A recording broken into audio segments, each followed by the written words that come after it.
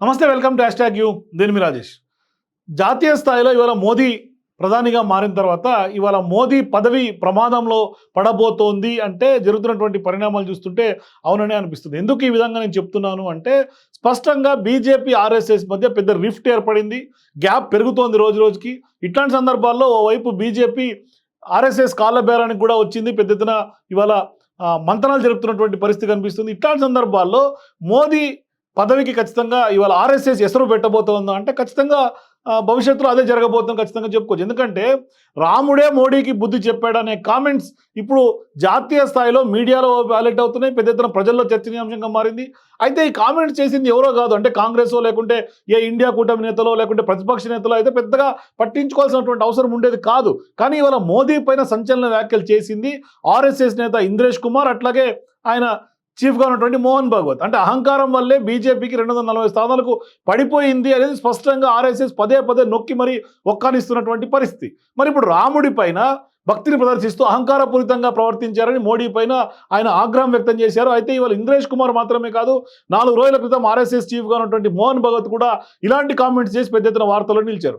అయితే డైరెక్ట్గా మోడీ పేరును ప్రస్తావించకుండా ఆయనకు చురకలు అంటిస్తున్నటువంటి పరిస్థితులు స్పష్టంగా ఉన్నాయి. కానీ ప్రజాస్వామ్యంలో మతం పేరుతో రాజకీయాలు చేయడం సరికాదని కూడా ఇవాళ ఆర్ఎస్ఎస్ పదే పదే చెప్తోంది.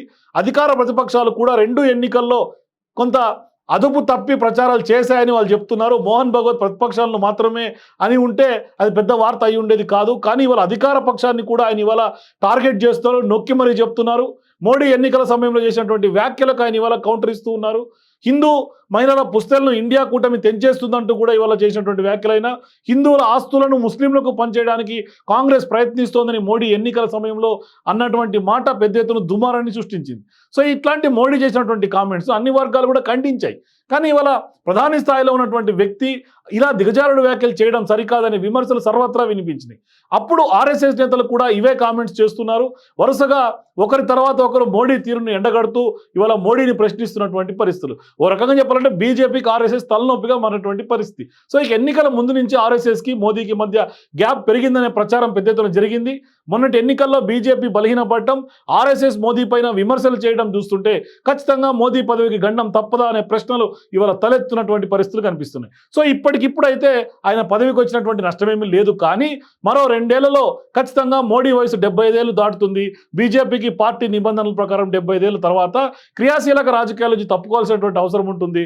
కానీ మోదీ మాత్రం దాన్ని బ్రేక్ చేసి ఈ 5 ఏళ్ళు కూడా పీఎంగా కొనసాగాలని అనుకుంటున్నారు. అయితే ఇవాళ బీజేపీ కొంత బలహీనపడటంతో పార్టీలో ఆర్ఎస్ఎస్లో కూడా మోడీకి కొంత వ్యతిరేక స్వరాలు స్పష్టంగా తెర మీదకి వస్తున్నటువంటి పరిస్థితి. అందుకే ఇవాళ 75 ఏళ్ళ తర్వాత ఆయన ఇంటికి పంపిస్తారా అనే అనుమానాలు ఇవాళ పెద్ద ఎత్తున రాజకీయాల్లో వ్యక్తమవుతున్నటువంటి పరిస్థితులు కనిపిస్తున్నాయి. అయితే ఈ ఏడాది చివరిలో ఢిల్లీ, హర్యానా, మహారాష్ట్ర అసెంబ్లీ ఎన్నికలు జరగబోతా ఉన్నాయి. ఈ 5 రాష్ట్రాల ఎన్నికల తర్వాత ఎన్డీఏ కూటమైనా లేదంటే ప్రధాని పదవి మార్పైనా ఉండే అవకాశాలు ఉంటాయి. అక్కడ బీజేపీకి అనుకూల ఫలితాలు రాకపోతే ఖచ్చితంగా మోదీ పైన మరింత ఒత్తిడి పెరిగే అవకాశం ఉంటుంది. అది ఖచ్చితంగా కూడా మరింత మంది ఆయనకు వ్యతిరేకంగా వాయిస్ పెంచే అవకాశాలు ఉంటాయి.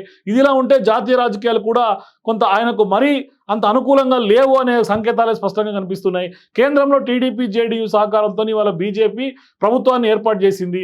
మరి జేడీయూ అధినేతగా ఉన్నటువంటి నితీష్ కుమార్ ఎప్పుడు బీజేపీకి షాక్ ఇస్తారో చెప్పనటువంటి పరిస్థితి. సహజంగా 2 ఏళ్లలో బీహార్లో ఎన్నికలు జరిగే అవకాశాలు ఉన్నాయి. మరి అక్కడ ఫలితాలు బట్టి కూడా మరోసారి కూటమిని మార్చే అవకాశాలు కూడా లేకపోలేదు. అదే జరిగితే ఖచ్చితంగా బీజేపీ ప్రభుత్వం ప్రమాదంలో పడబోతుంది. అలాంటి పరిస్థితి వచ్చినా కూడా అందరికీ అనుకూలంగా ఉండే మరో నేతను పీఎంగా ఎన్నుకునే అవకాశం కూడా లేకపోలేదు. మొత్తానికి చూస్తే గత 2 దఫాలు ఉన్నంత అనుకూలమైనటువంటి పరిస్థితులు ఇవాళ మోడీకి ఇప్పుడు లేవని స్పష్టంగా చెప్పుకోవచ్చు. ఇట్లాంటి సందర్భాల్లో మోడీ పదవికి కత్తి వేలాడబోతుందని మాత్రం ఖచ్చితంగా స్పష్టంగా చెప్పాలి.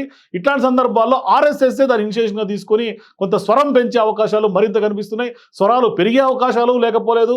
సో భవిష్యత్తులో జరగబోయే అసెంబ్లీ ఎన్నికలే ఖచ్చితంగా మోడీకి డిసైడింగ్ ఫ్యాక్టర్గా మారే అవకాశాలు ఉన్నాయి. మరి మోడీ బలం పెరిగితే ఖచ్చితంగా ఉంటుంది, లేదంటే కనుక ఖచ్చితంగా ఇవాళ దిగిపోయే సూచనలు, దిగిపోవాల్సినటువంటి పరిస్థితులు కూడా రాక తప్పవని స్పష్టంగా విశ్లేషకులు అంచనా వేస్తున్నారు. సో మీరు కూడా మోదీ పదవికి ఆర్ఎస్ఎస్ కత్తి వేలాడుతోందా అంటే మీ అభిప్రాయాల కింద కామెంట్స్ తెలియజేయండి. For more videos please watch hash tag you.